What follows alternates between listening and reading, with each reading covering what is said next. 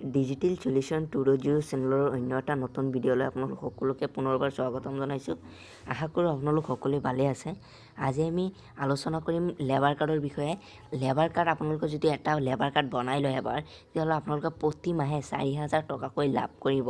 আৰু এই লেবাৰ কাৰ্ডটো আপোনালোকে কেনেকৈ বনাব, আজি এইটো ভিডিঅ'ত মই সম্পূৰ্ণ প্ৰচেছ জনাই দিম। আৰু আপোনালোকে এই কাৰ্ডটো এবাৰ বনাই ল'লে আপোনালোকে 4,000 টকা মাহে লাভ কৰিব।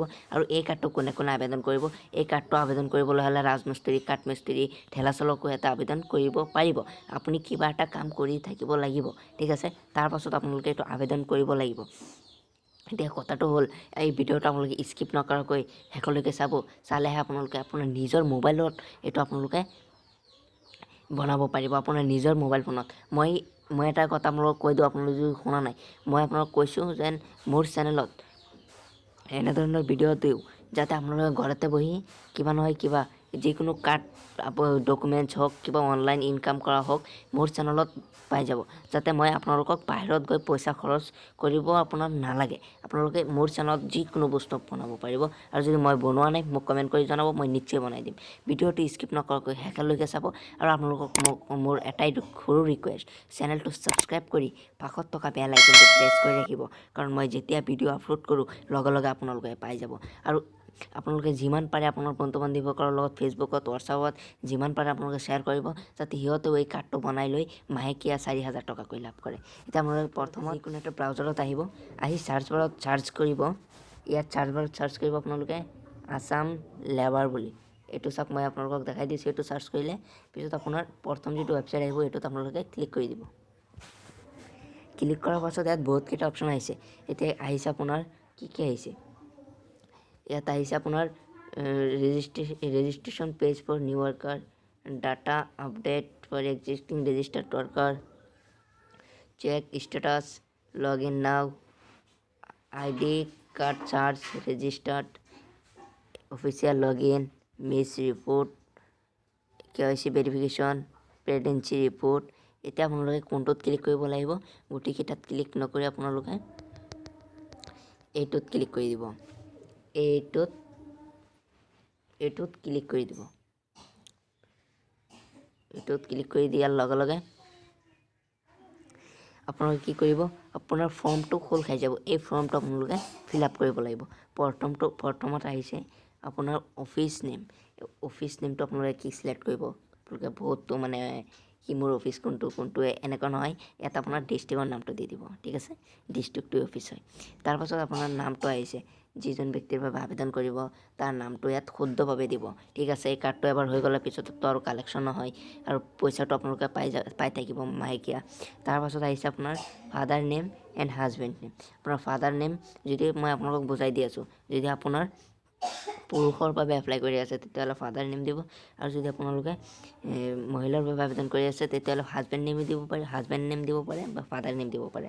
আৰু পুৰুষৰ ক্ষেত্ৰত কিন্তু ফাদাৰ নেম দিব লাগিব। তাৰপাছত আহিছে আপোনাৰ DOB মানে ডেট অফ বাৰ্থ। ইয়াত আপোনালোকৰ ডেট অফ বাৰ্থ দিব লাগিব।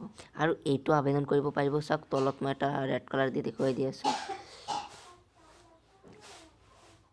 এইটো আবেদন কৰিব পাৰিব 18 বছৰৰ পৰা 55 বছৰলৈকে।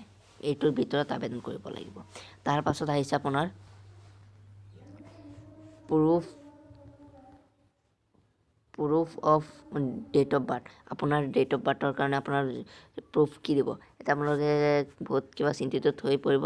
ইয়াত আপোনালোকে ইমান বেছি দিব নালাগে।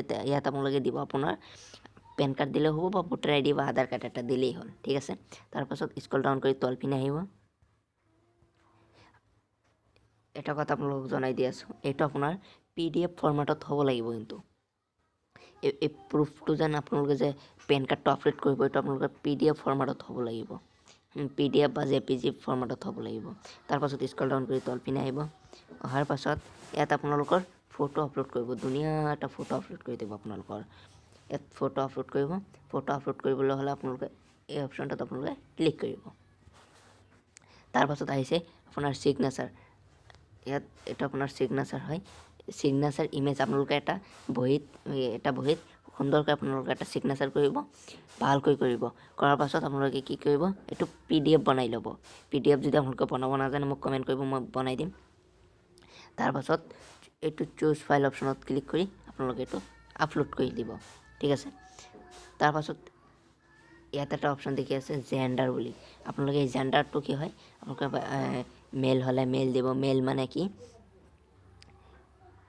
মেল মানে হল আপোনাৰ পুৰুষ ফিমেল মানে হল এই মহিলা অদাৰ মানে থাকিলে অদাৰ দিব ঠিক আছে তাৰ পাছত স্ক্ৰল ডাউন কৰি আহিব স্ক্ৰল ডাউন কৰি অহাৰ পাছত আহিছে আপোনাৰ মোবাইল নাম্বাৰ আপোনাৰ যেটো মোবাইল নাম্বাৰ বৰ্তমান এক্টিভ হৈ আছে যে আপোনাৰ মোবাইল নাম্বাৰটো আপোনাৰ নিজৰ নামত আছে তেতিয়াহ'লে এই নাম্বাৰটো আপোনালোকে ইয়াতে দিব নহলে কিন্তু সিম হেৰাই গলে আপোনাৰ প্ৰবলেমো হ'ব পাৰে ঠিক আছে তাৰ পাছত স্ক্ৰল ডাউন কৰি তল পিনে আহিব ইয়াত এটা অপশ্যন দেখি আছে আপোনালোকে দেখি আছে যে নিৰ্মাণ শ্ৰমিকসকলে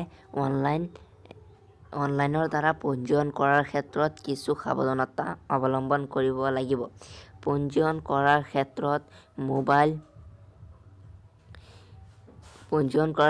মোবাইলৰ দ্বাৰা OTP হস্তান্তৰ কৰাৰ সময়ত বিভাগীয় কৰ্তৃপক্ষৰ ব্যক্তি চিনাক্ত কৰি লৈহে OTP এৰ বিষয়ে সবিশেষ জনক 2 নম্বৰত আছে এই ক্ষেত্ৰত আপোনাৰ বেংক একাউণ্টৰ সবিশেষ তথ্য বিচাৰি অচিনাকি ব্যক্তি নতুবা বিভাগীয় কৰ্তৃপক্ষৰ ব্যক্তিৰ দ্বাৰা ফোন কৰিলে তেন্তে ব্যক্তিৰ ওচৰত নিজৰ বেংক একাউণ্টৰ বিষয়ে প্ৰকাশ নকৰিব তেন্তে অতি সোনকালে উদ্যতম কৰ্তৃপক্ষৰ অৱগত কৰক নিশ্চয় গমে পালে তাৰ পাছত স্ক্ৰল ডাউন কৰি তল পিনে আহিব অহাৰ পাছত এটা আছে আপোনাৰ কাষ্ট কেটেগৰী কাষ্ট কেটেগৰীটো আপোনালোকৰ এইটো কাষ্ট কেটেগৰী ইয়াত আপোনালোকে সিলেক্ট অপশ্যনত ক্লিক কৰিব লাগিব এইটো সিলেক্ট অপশ্যনত ক্লিক কৰিলে আপুনি জেনাৰেল হয় নে HC হয় নে ST হয় নে OBC হয় নে অদাৰ হয় আপোনালোকৰ যেটো হয় আপোনালোকে সিলেক্ট কৰি ল'ব তাৰ পাছত আহিছে আপোনাৰ মেৰিট ষ্টেটাস বুলি এইটো মেৰিট ষ্টেটাস বুলি কয় এই মেৰিট ষ্টেটাসত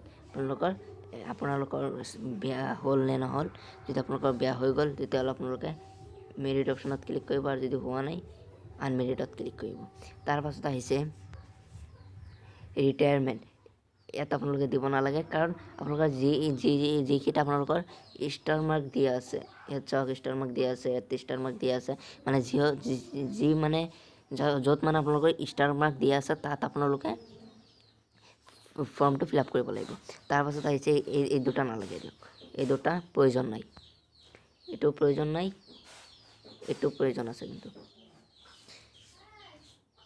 তাৰ পাছত আহিছে is your husband wife is a member of this book আপোনাৰ হাজবেণ্ড বা আপোনাৰ ৱাইফ এইটোত আপোনালোকৰ এইটো বৰ্ডত মানে এই কাৰ্ডটো আপোনালোকৰ আছে নেকি যদি আছে তেতিয়াহ'লে এছ অপশ্যনত ক্লিক কৰিব যদি আছে এছ অপশ্যনত ক্লিক কৰিব আৰু যদি নাই নো অপশ্যনত ক্লিক কৰি দিব তাৰ পাছত আহিছে নেচুৱাৰ জব ইয়াত আপোনালোকে কি কৰিব লাগিব নেচুৱাৰ জব ইয়াত আপোনালোকে সিলেক্ট কৰিব লাগিব সিলেক্ট কৰিবলৈ হ'লে আপোনালোকে ইয়াত ক্লিক কৰি দিব ইয়াত ক্লিক কৰিলে ইয়াত চাওক carpenter helper earth cutting earth filling earth removing electrician helper marble fitter mason helper মেছাইচাৰ painter plumber helper road labour wall expert ইয়াত আপোনালোকে কি কৰিব ইয়াত যদি আপোনালোকৰ নাম নাথাকে আপোনালোকে যেটো কাম কৰিব বিচাৰে সেই কামটো যদি নাথাকে আপোনালোকে কি কৰিব তলত আহিব অহাৰ পাছত এই এটা অপশ্যন দেখি আছে ওদাৰ্স বুলি এই ওদাৰ্স অপশ্যনত আপোনালোকে ক্লিক কৰি দিব ক্লিক কৰাৰ পাছত বৰ্তমান যি এড্ৰেছত আপুনি বৰ্তমান বসবাস কৰি আছে সেই এড্ৰেছটো আপোনালোকে সুন্দৰকৈ শুদ্ধকৈ ইয়াত আপোনালোকে দিব দিয়াৰ পাছত ইয়াত আপোনালোকৰ ডিস্ট্ৰিক্ট আহিছে ইয়াত আপোনাৰ ডিস্ট্ৰিক্টটো ইয়াৰ পৰা আপোনালোকে সিলেক্ট কৰি ল'ব তাৰ পাছত ইয়াত আপোনাৰ ব্লকটো সিলেক্ট কৰিব ব্লক টাউন তাৰ পাছত স্ক্ৰল ডাউন কৰি তল পিনে আহিব তাৰ পাছত আহিছে আপোনাৰ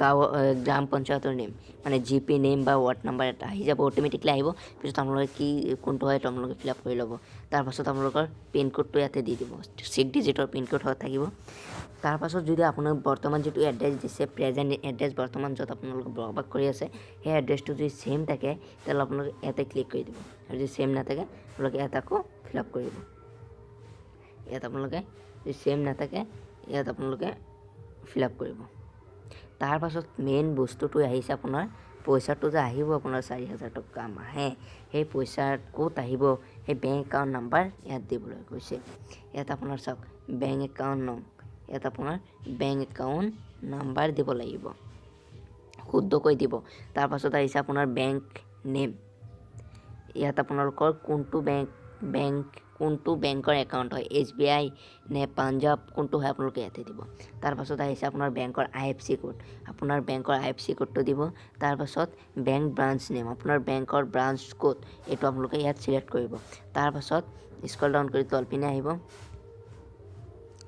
তাৰ পাছত আহিছে আপোনাৰ বেংক পাছবুক ফাৰ্ষ্ট পেজ আপোনালোকৰ বেংকৰ যেটো পাছবুক হয় এটো ফাৰ্ষ্ট পেজ আপোনালোকৰ ফাৰ্ষ্ট যেটো ফ্ৰন্ট পেজ হয় এটা আপোনালোকে ইয়াত দিব লাগিব ঠিক আছে ইয়াত আপোনালোকে দিয়াৰ পাছত কি কৰিব এটো আপোনালোকৰ PDF ফৰম্যাটত কৰি আপোনালোকে ব্ৰাউজাৰত আপোনালোকে ক্লিক কৰি দিব ইয়াতে তাৰ পাছত আহিছে আপোনাৰ আধাৰ নাম্বাৰ ইয়াত আপোনালোকৰ আধাৰ নাম্বাৰ দিব তাৰ পাছত ইয়াত আপোনালোকৰ আধাৰটো আপলোড কৰি দিব স্ক্ৰল ডাউন কৰি তলপিনে আহিব অহাৰ পাছত আৰু আছে আপোনাৰ এটা আপোনাৰ ভোটাৰ ID কাৰ্ডটো এটা আপলোড কৰিব লাগিব তাৰ পাছত কৈছে যেন do you have Ayushman Bharat card যদি আপোনালোকৰ আয়ুষ্মান ভাৰত কাৰ্ড আছে তেতিয়াহ'লে আপোনালোকে এজ অপশ্যনত ক্লিক কৰিব যদি নাথাকে নো অপশ্যনত ক্লিক কৰিব তাৰ পাছত এইকেইটা অপশ্যনাল এইকেইটা নালাগে তাৰ পাছত এক্সপিৰিয়েঞ্চ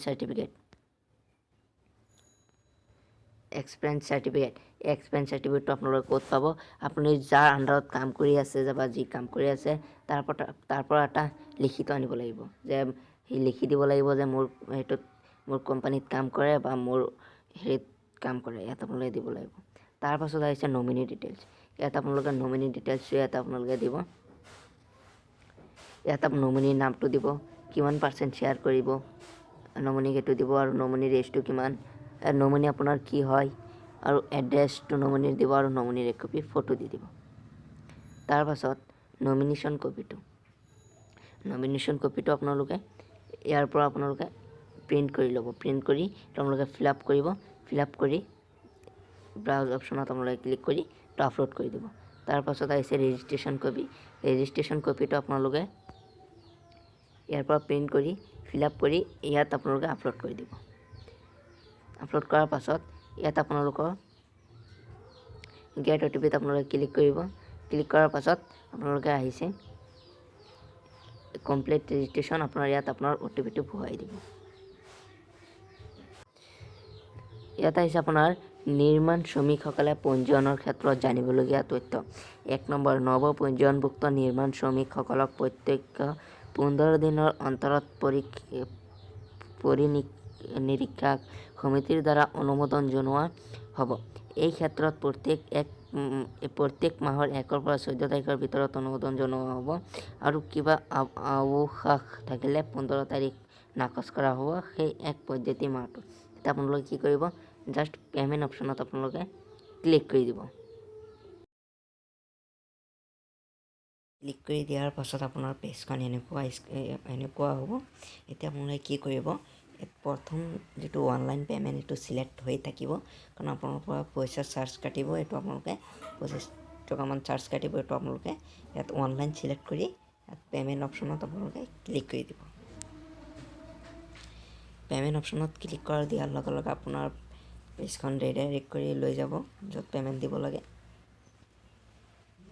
চাওক ইয়াত আপোনাৰ আহি গৈছে ইয়াত 14 মিনিটৰ ভিতৰত আপুনি পইচা দিব লাগিব চাওক ট্ৰানজাকশ্যন টাইমছ আউট ইন 40 মিনিটছ এতিয়া আপোনালোকে কি কৰিব স্ক্ৰল ডাউন কৰি তলপিনে আহিব অহাৰ পাছত চাওক ইয়াত আপোনাৰ 25 টকা মাত্ৰ 25 টকা দি আপুনি কাৰ্ড বনাব পাৰিব তাৰ পাছত 4000 টকা মাহেকীয়া এতিয়া 25 টকা আপোনাৰ বেংকৰ পৰা দিব লাগিব UPI যোগে দিব লাগিব আপোনাৰ মোবাইলত ফোন পে গুগল পে থাকিব লাগিব ঠিক আছে তাৰ পাছত স্ক্ৰল ডাউন কৰি তলপিনে আহিব অহাৰ পাছত ইয়াত তলত অহাৰ পাছত ইয়াত চাওক কেইটা অপশ্যন আছে প্ৰথমটো আছে আপোনাৰ ক্ৰেডিট কাৰ্ড তাৰ পাছত আছে ডেবিট কাৰ্ড তাৰ পাছত নেট বেংকিং তাৰ পাছত ৱালেট এতিয়া আপোনালোকে কি কৰিব এটা নালাগে আমাৰ ঠিক আছে এতিয়া আপোনালোকে কি কৰিব ভাৰত কিয়ৰ অপশ্যনত আপোনালোকে ক্লিক কৰি দিব। এইটোত ক্লিক কৰি দিয়াৰ পাছত আপোনাৰ স্কেনাৰটো দিব, ঠিক আছে। এই স্কেনাৰটো দি আপোনাৰ এইটো স্ক্ৰীনশ্বট লৈ আপোনাৰ পইচা আপোনাৰ আপোনাৰ মোবাইলৰ পৰা দি দিব বা আপোনাৰ বন্ধু বান্ধৱীসকলৰ ওচৰত পইচাটো দি দিব। দিয়াৰ পাছত এইটো আপোনাৰ ছাবমিট হৈ যাব, ঠিক আছে। এতিয়া তাৰ পাছত আপোনালোকে ষ্টেটাছ কেনেকৈ চেক কৰিব।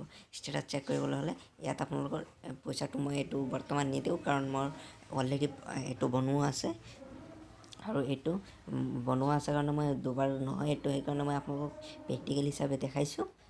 এতিয়া আপোনালোকে কি কৰিব, ষ্টেটাছ কেনেকৈ চেক কৰিব। তাৰপাছত আপোনালোকে যিখন ফৰ্ম ফিল আপ কৰিছিলে তাত লৈ আহিব, ঠিক আছে। আপোনালোকে কি কৰিব, এই অপশ্যনটো যে আপোনালোকে দেখি আছে চেক ষ্টেটাছ বুলি, এইটোত আপোনালোকে জাষ্ট ক্লিক কৰি দিব।